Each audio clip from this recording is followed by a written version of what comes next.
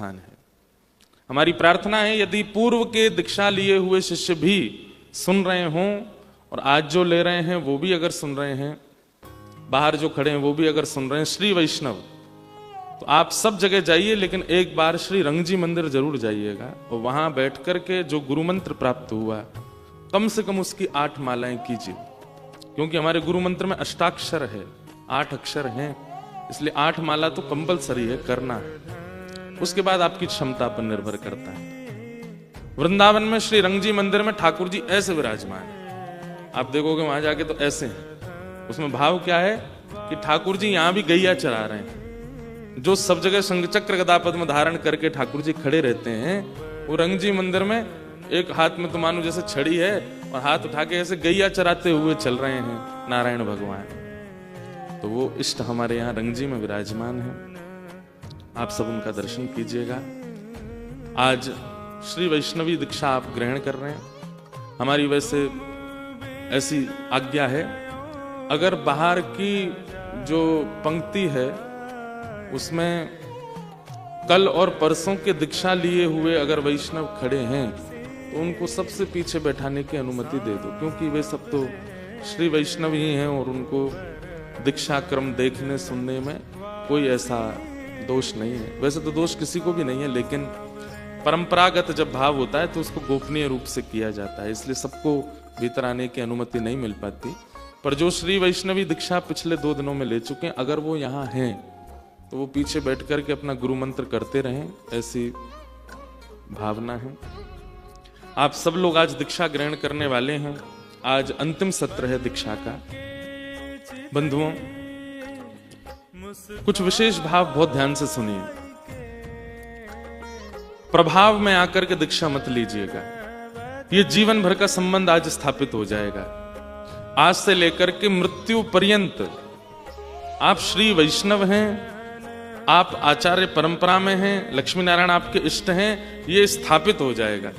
आप चाह करके भी कल कहीं और आपका मन जाए, क्योंकि मन बहुत चंचल है, कभी कहीं ऐसे भटकता है।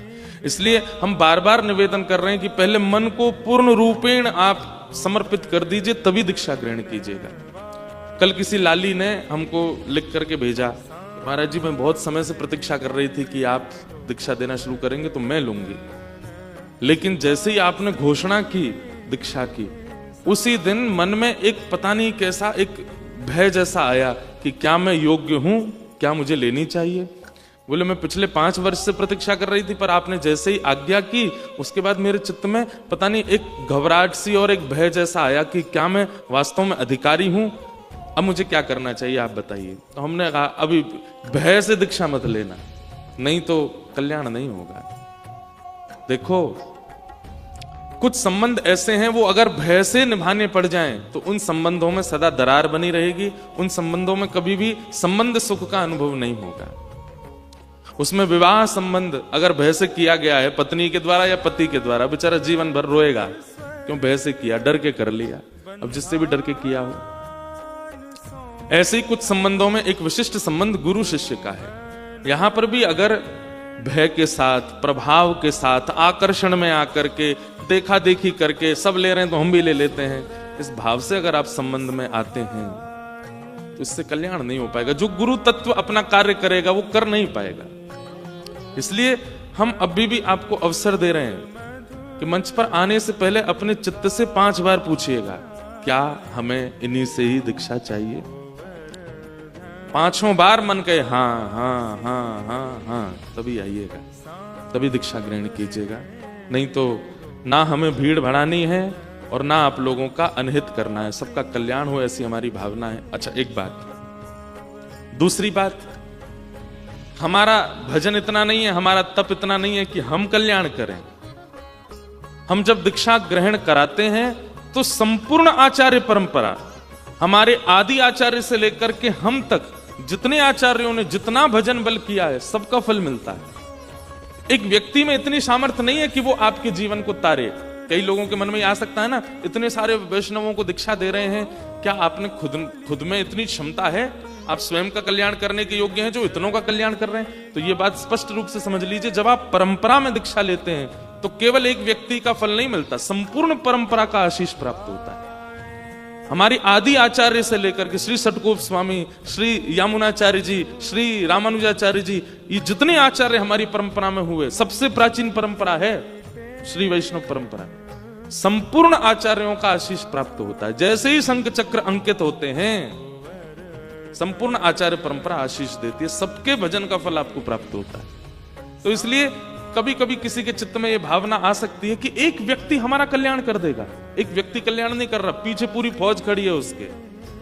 हम दीक्षा देने से पूर्व पद्मनाभ मंदिर दर्शन करने गए, वहां आज्ञा ली जहां पर भगवान शेषनाग पर विराजमान है। उसके बाद कन्याकुमारी से 35 किलोमीटर दूर पड़ता है तो ताद्री मठ, हमारे रामानुज संप्रदाय का प्रधान पीठ, वहां से आज्ञा लेने गए। वहां सारे नियमों का पालन किया, वहां पर बैठकर के गुरु मंत्र द्वय मंत्र का पाठ किया, वहां से आज्ञा लेकर के आए। उसके बाद पूज्य पिताजी महाराज का गुरु स्थान जगन्नाथपुरी में है, तो वहां गए और वहां के पूज्य स्वामी जी से आज्ञा लेकर के आए। फिर जगन्नाथ महाप्रभु से आज्ञा लेकर के आए। वृंदावन आकर के रज रानी से, रस रानी से, महारानी से, श्री राधारमण लाल, श्री राधा वल्लभ लाल, बिहारी जी, गोवर्धन नाथ और प्यारे गिरधर लाल, सबसे आज्ञा ली। फिर हमारे परम पूज्य गुरुदेव भगवान पूज्य पिताजी महाराज से आज्ञा ली। सबसे आज्ञा लेकर के तब आपको दीक्षा दे रहे हैं। एक व्यक्ति में सामर्थ्य नहीं, पूरी फौज खड़ी है, संपूर्ण रामानुज संप्रदाय खड़ा है आपको बल देने के लिए, भगवत प्राप्ति कराने के लिए। इसलिए एक व्यक्ति का भाव मत समझिएगा, एक व्यक्ति की विशेषता नहीं है, संपूर्ण परंपरा का आशीष प्राप्त होता है दीक्षा ग्रहण करने पर। तो ये सब भाव हैं। आप सब लोग यहां पर जैसे क्रम बताया वैसे आते जाएंगे। सब लोग मौन धारण करेंगे जब तक दीक्षा नहीं हो जाएगी। मौन धारण करके केवल अपने इष्ट का स्मरण करो। आपको जो स्वरूप ठाकुर जी का अच्छा लगता है उसका स्मरण करते हुए भगवत नाम करते रहो। यहाँ एक एक करके सब लोग आते जाएंगे, दीक्षा ग्रहण करते जाएंगे। जो मंत्र विधि हम बताएंगे उसको बहुत ध्यानपूर्वक सुनेंगे। एक हमारा मन हो रहा है, कल से हम अभी उद्घोषणा कर रहे हैं, जितने भी वैष्णवों ने 3 दिन के अंदर दीक्षा ग्रहण की है, आज पूज्य पिताजी की कथा के बाद थोड़ी देर हम भी समय रहा तो प्रवचन करेंगे। उसके बाद जब यहां से समस्त श्रोता वैष्णव चले जाएंगे तो सारे शिष्यगण अगर वो उपस्थित हैं वृंदावन में, तो सब लोग पुनः रात्रि को यहाँ एकत्रित होंगे 8 बजे के बाद, और श्री गिरधर लाल जी यहाँ पधारेंगे। और आप सब लोग जैसे अभी क्रम से बैठे हैं, बस ऐसे ही आप सब लोग बैठेंगे नहीं, खड़े हो जाएंगे और श्री गिरधर लाल जी पालकी में बैठ के सब लोगों को शरणागति प्रदान करेंगे। क्योंकि हमारे एक आचार्य चरण का कल फोन आया, बोले महाराज जी आपके सेवा के ठाकुर जी गिरधर लाल है। मैंने कहा, बोले उनके प्रतिनिधि वरदराज भगवान है। तो बोले एक काम और कर दीजिए, आज दीक्षा का अंतिम दिन है, तो रात्रि में जितने वैष्णव उपस्थित हों वृंदावन में, सबको ये संदेश भिजवा दें कि सब उपस्थित हो जाएं, और रात्रि में एक बार श्री गिरधर लाल जी पालकी से अपने सब शरणागतों को देख लें। आप उनको नहीं देखेंगे, वो आपको देखने आएंगे। आप सबको देख लेंगे एक बार। आप लोग ऐसे ही वेशभूषा में रहिएगा, माताएं सब भारतीय परिधान में, भाई लोग हमारे धोती वगैरह में, तो संभव लगेगा, ज्यादा भीड़ भाड़ नहीं हुई। वैसे तो जो श्री वैष्णव परंपरा में 3 दिनों में नहीं आए, वे लोगों से तो हम बहुत अनुनय विनय करके कहेंगे कि वे बाहर ही रहें। जितने शरणागत हुए हैं बस वही यहाँ रहेंगे। सबके बीच ठाकुर जी पालकी में खूब प्रेम से विराजेंगे। आप सब लोग उनको प्रणाम कर लेना, वंदन कर लेना, क्योंकि मूल रूप में शरणागति आचार्य के ठाकुर की ही होती है। जिस आचार्य से आपने दीक्षा ली उनके ठाकुर से ही आपका संबंध हुआ, बस संबंध कराया हमने। आप हमारे नहीं हो रहे हैं, आप गिरधर लाल जी के हो रहे हैं, आप प्यारे लाल जी के हो रहे हैं। तो इसलिए उस भाव का पालन कीजिएगा। गुरु परंपरा में आने के बाद आपको हमारी आज्ञा से क्या क्या पालन करने हैं, पिछले 3 दिनों में भी जिन्होंने ली वो भी सुन लीजिए। सबसे पहली आज्ञा, तिलक रोज धारण करना है। अगर घर में सूतक है, पातक है, या फिर माताएं बहनें अनुचित काल में हैं, तो उस समय प्रयास करें कि जल का तिलक कर लीजिए। जल लीजिए हाथ में और केवल जल का स्मरण करके, और आपको जो द्वय मंत्र मिलेगा उस द्वय मंत्र का पाठ करते हुए तिलक का धारण कर सकते हैं। क्योंकि द्वय मंत्र को हर स्थिति में बोला जा सकता है। मंत्र क्या है वो हम माइक पर नहीं, यहाँ आएंगे तब बताएंगे। आप पवित्र हैं अपवित्र हैं, हर स्थिति में द्वय मंत्र बोल सकते हैं। तो द्वय मंत्र का जाप करते हुए नित्य तिलक लगाना है। शुद्ध अवस्था में है तो रोली जो मिलेगी उसका तिलक करना है। भाई लोग बहन लोग ध्यान रखें कि जो श्री लगाएंगे उससे कम 1 उंगली की दूरी पर भगवान के चरणारविंद होने चाहिए, जो श्वेत तिलक है, और नीचे आसन होना चाहिए। कहीं से भी श्री से उसका स्पर्श नहीं होना चाहिए। तिलक रोज करना है। भाई लोग ऐसे हमारी तरह तिलक करेंगे और माताएं बहनें जो हैं वो छोटा सा यहाँ पर वी आकृति से नीचे धारण करेंगे, बीच में छोटी सी बिंदी जैसे आप लगाते हैं वैसे श्री, ये रोज धारण करना है। आपके स्वरूप आज हम सुबह देख रहे थे, जितने शिष्यगण थे, इतना हृदय में आनंद हो रहा था। सोचो आपके श्री स्वरूप को देख करके आचार्य प्रसन्न हो जाए तो समझो कि उसके चित्त में बैठे ठाकुर जी प्रसन्न हो रहे हैं। तो हमारी आज्ञा से सबसे पहली आज्ञा तिलक रोज धारण करना है। चाहे कोई आपका उपहास करे, चाहे कोई आपके बारे में गलत कहे, चाहे कोई आपको अनुचित बोले, तिलक आपको नित्य धारण करना है। दूसरी बात, प्याज लहसुन मांस मदिरा आदि किसी भी अभक्ष वस्तु का अब सेवन नहीं करना है। कोई कह रहा था हॉस्टल में रहते हैं, कोई कह रहा था भैया प्रेम में तो इस स्थिति में आ जाते हैं प्राण चले जाएं पर तुम्हें नहीं छोड़ूंगा, ऐसा होता है ना प्रेम। ऐसे ही आप इस आहार के प्रति हो जाओ कि भाई प्राण चले जाएं पर हम ये नहीं खाएंगे, भूखे रहना मंजूर है पर इसको नहीं खाएंगे। आपके सामने कोई मांस प्रस्तुत कर दे, आप खा लोगे? नहीं खाओगे। चाहे भूख लग रही हो, मांस खा लोगे? नहीं खाओगे। ठीक वैसे ही अब अनुचित वस्तुओं का त्याग वैसे कर दीजिए जैसे सामने विष प्रस्तुत हो जाए, कोई विष रख दे तो आप विष पता चल जाए विष है तो उसको पाएंगे नहीं, उसका सेवन नहीं करना। भैया देखो बाह्य पंच संस्कार तो हम कर देंगे, लेकिन आंतरिक शुद्धि के लिए आपको आहार शुद्ध करना पड़ेगा। दूसरी आज्ञा। तीसरी आज्ञा, गुरु मंत्र, द्वय मंत्र और चरम मंत्र जो हम बताएंगे उनका जैसा नियम बताएंगे वैसा आपको पालन करना है, नित्य करना है। आप सब लोग जप करेंगे, आप सब लोग नित्य माला करेंगे और जैसा हम व्यवहार बताएंगे वैसा करेंगे, तो ये हमारी जिम्मेवारी है। आपके घर में, आपके नगर में, आपके स्वप्न में, आपके अनुभव में ठाकुर जी प्रकट होंगे, हम जिम्मेवारी से कह रहे हैं। बस जैसा नियम बताएं वैसा पालन कीजिएगा। चौथी बात, पर निंदा नहीं करनी है। कोई हरिवंशी है, कोई हरिदासी परंपरा से है, कोई गौड़िया वैष्णव परंपरा से, कोई रामानंदी परंपरा से है, और आप लोगों का कभी मिलन हो और आपकी वार्ता हो और वो व्यक्ति अपने संप्रदाय की बात कहे और कहीं ना कहीं आपके भाव और उनके भाव में मिसमैच हो, तो आपको उनकी निंदा नहीं करनी है। अगर वे आपकी निंदा कर देते हैं, मान लीजिए आपसे कोई कह देता है कि अरे आपकी परंपरा में तो ये है, आपकी परंपरा में तो ये है, हाथ जोड़ करके सुन लीजिए। हमारी चौथी आज्ञा यह है कि दीनता आनी चाहिए।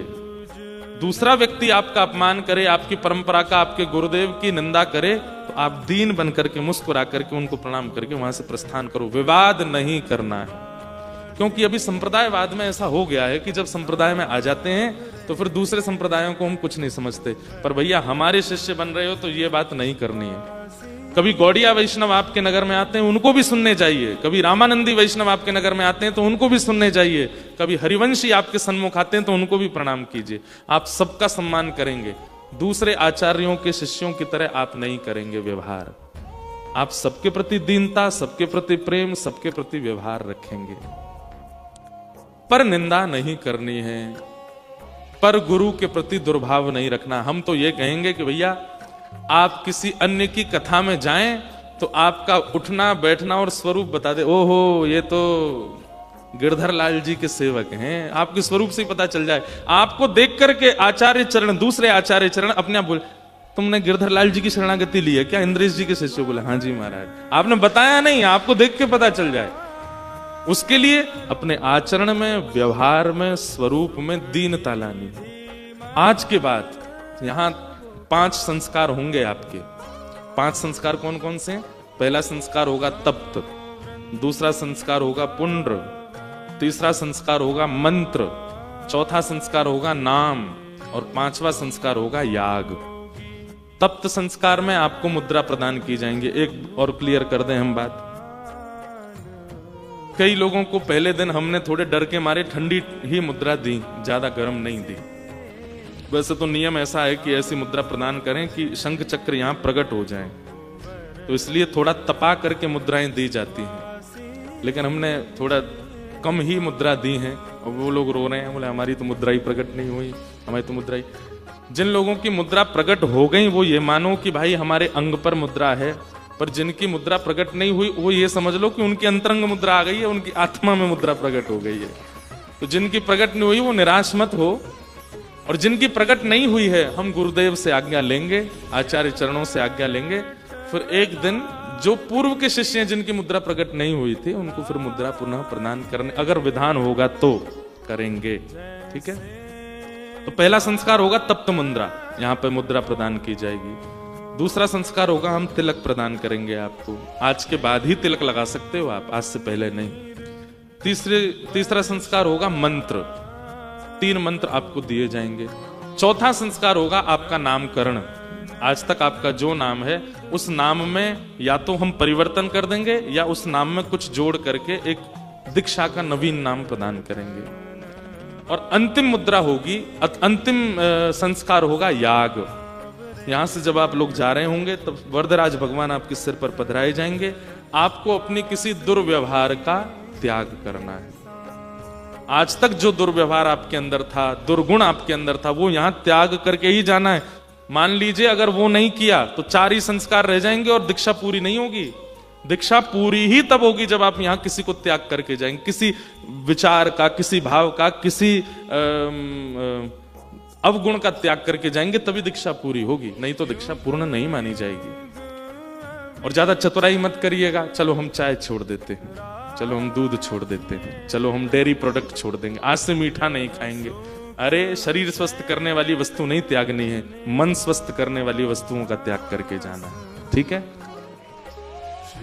उसमें अभिमान का त्याग की दीजिए। आज आचार्य चरणों से ये प्रार्थना कीजिएगा कि मुझ में कभी मान ना आवे, मुझ में कभी ईर्ष्या ना आवे, मुझ में कभी कामुकता ना आवे, मुझ में कभी क्रोध ना आवे, मुझ में कभी लोभ ना आवे। इन सब का त्याग करके जाइएगा। आपको एक बात कहें, आपको लग रहा होगा हम कैसे त्यागें यार, ये चीज तो हमारे अंदर बैठी है, हम तो त्याग ही नहीं पाएंगे। आज अवसर है, 4 संस्कारों के बाद यहां बोल जाना। भले ही आप मन से नहीं कह पा रहे कि मैं छोड़ पाऊंगा, कोई दुर्व्यवहार है या कोई दुर्व्यसन लगा हुआ है, आप अभी सोच रहे हैं मैं कैसे त्यागूंगा, ये तो मुझसे छूटेगा ही नहीं। आज अवसर है, यहां 4 संस्कार के बाद जब वरदराज भगवान आपके सिर पर पधराए जाएं, उस समय बोल देना मेरा ये अवगुण छूट जाए। आप खुद अनुभव करोगे वो छूट जाएगा। यही तो दीक्षा संस्कार है। इसलिए इन 5 संस्कारों की पूर्ति कीजिएगा। अब हम ज्यादा प्रवचन नहीं करेंगे। आप सब लोग, एक हमने विषय रखा है कि एक पोर्टल बनाया जा रहा है आज, क्योंकि सब लोग फोन चलाते हैं, सब लोग सोशल मीडिया पर होते हैं, तो एक नया एक पोर्टल बनाया जा रहा है जिस पोर्टल पर सारे शिष्यों को जोड़ दिया जाएगा। और महीने की या तो एकादशी या फिर पूर्णिमा पर हम आप लोगों के साथ वहां लाइव चर्चा किया करेंगे। उस लाइव चर्चा में आप लोगों को कुछ बोलना नहीं है, आपको केवल सुनना है। 1 घंटा, आधा घंटा, जितना भी हम पे समय होगा, अपनी संप्रदाय के कुछ गूढ़ बातों को आपको बताएंगे, जिनको हम लाइव नहीं बोल सकते, यूट्यूब पे नहीं बता सकते और किसी भी सोशल मीडिया पर नहीं बता सकते। वो हम आपको पर्सनली, इन पर्सन आपको बताएंगे। उससे 2 काम हो जाएंगे, एक तो संप्रदाय का बोध होगा और एक हर महीने गुरु आश्रय प्राप्त हो जाएगा। उसी को ही आप मान लीजिएगा। एक अंतिम बात और कह के बात को विराम करके दीक्षा प्रारंभ करेंगे। आप जिस भी नगर से आते हैं, उस नगर में जब भी कथा होती है, उस नगर में जब भी भागवत जी पधारे, गिरधर लाल जी पधारे, विशेष अधिकार के साथ आप हमसे मिलने आइए, गिरधर लाल जी का दर्शन करने आइए, और हो सके तो 7 दिन वहां सेवा में रहिए। आपको अधिकार है सेवा में रहने का। इसलिए जब कभी भी आपके नगर में कथा होती है, आप पूर्व ही संस्था में या भक्ति पथिकों से बात कर लीजिए, बोले भैया महाराज जी आ रहे हैं 1 महीना बाद, गिरधर लाल जी आ रहे हैं, हमको सेवा दो। और हम जितने शरणागत शिष्य हैं उनके घर भी जाएंगे, उनके घर भी हो आएंगे, और वो तो हमको करना पड़ेगा।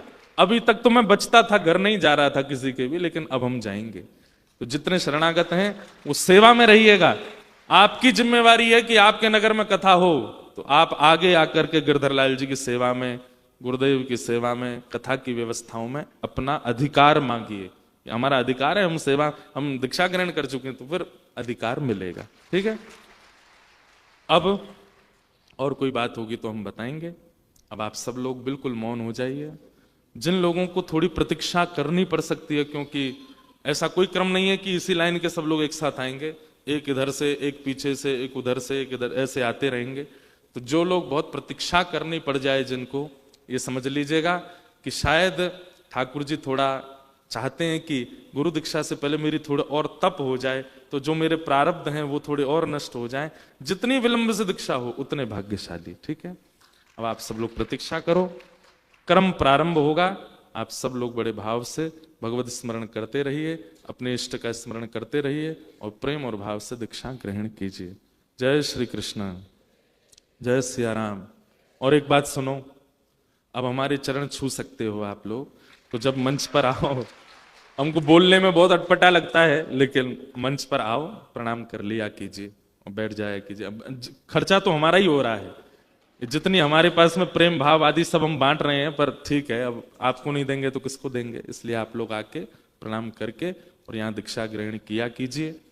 गुरु के प्रति कभी दुर्भाव मत लाइएगा, चित्त में ये धारण कर लीजिएगा, जैसे हैं वैसे हैं, हमारे गुरुदेव हैं, हमको स्वीकार है। सब लोग अब क्रम से आते जाएंगे और दीक्षा ग्रहण करेंगे। बोले लक्ष्मी नारायण भगवान की जय। श्री कृष्ण, जय सिया राम, जय श्रीमन नारायण।